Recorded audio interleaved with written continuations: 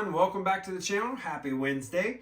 Thanks for tuning in for a new video. I'm a little congested today. I think it's allergies, and God knows I hope it's allergies because I don't need another cold. Today I am doing a disrupted open cup pour. I plan on leaving some negative space at the top and the bottom. I'm using two iridescent colors and a metallic color in this painting, so this could be very iffy because iridescence and metallics mixing together can really take over a painting. So we'll see how this goes. So let's get down on the canvas and get started. I'll be right back. Hey everyone, so this is actually a third attempt. I am not liking what is happening with this canvas. And after this, I'm going to chuck it into the garbage. I am doing an open cup pour and it's just not happening. I'm not liking my composition. I think what I'm gonna try to do is kind of keep my pour in the center, and the outside I was gonna keep black. So I'm gonna start here again.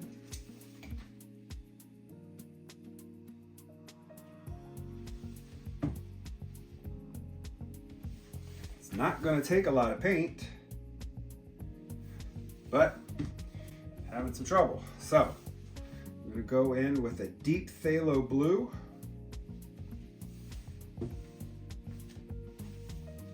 Some reddish blue.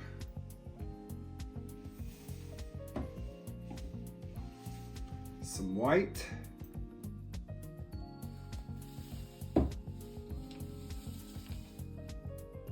Got some orange, not much, and a metallic blue.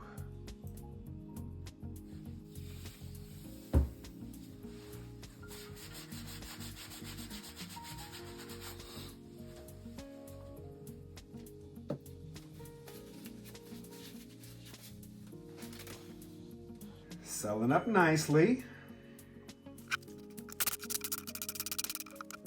So I'm going to twist off over here, and then I'm going to disrupt, keeping my lines kind of zig through like that.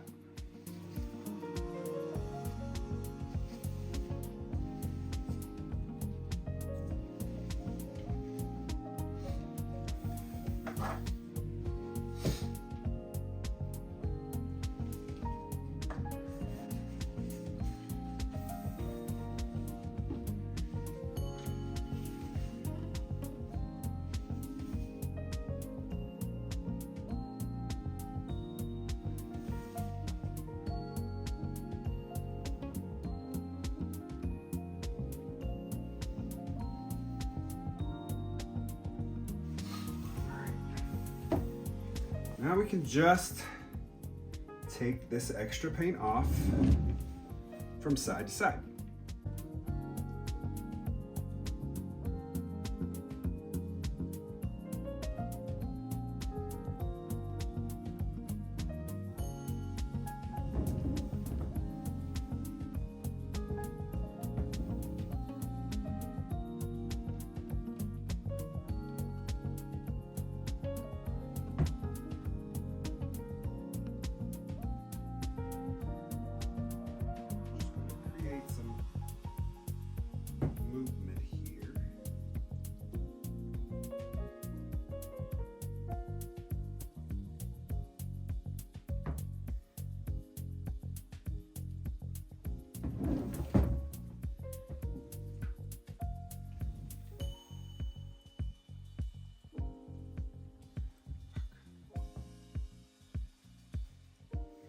Got to get some of that blue out of there.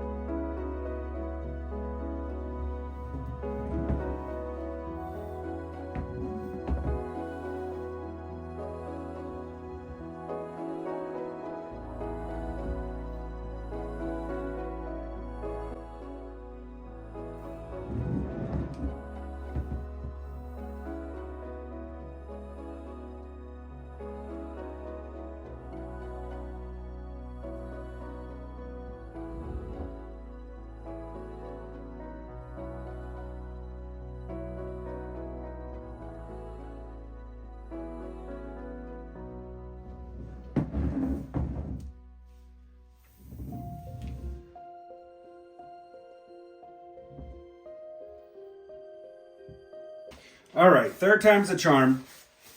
I will have to come back in and do some touch-ups on the negative space because of the paint that was underneath it is now selling up and coming back to the top.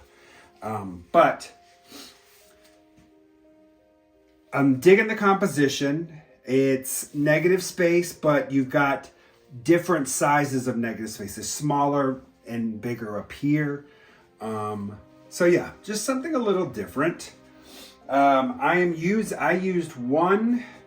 So the red was metallic, it was iridescent, excuse me. The blue was metallic, and I had the orange, which was iridescent. So all of those iridescence was really starting to kind of take over a little bit, and that's what really was throwing me off on this pour. But overall now, I am happy with this. So I will torch and bring you guys down. I'll clean up the sides and edges. All right, here we are with the wet result. So I'm digging the composition. I like the negative space.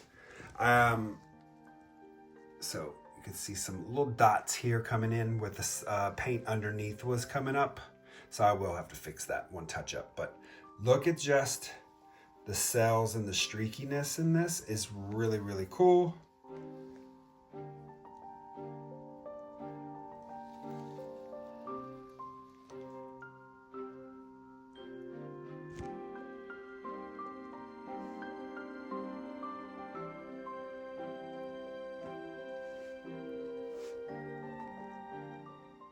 All right, we'll see this later.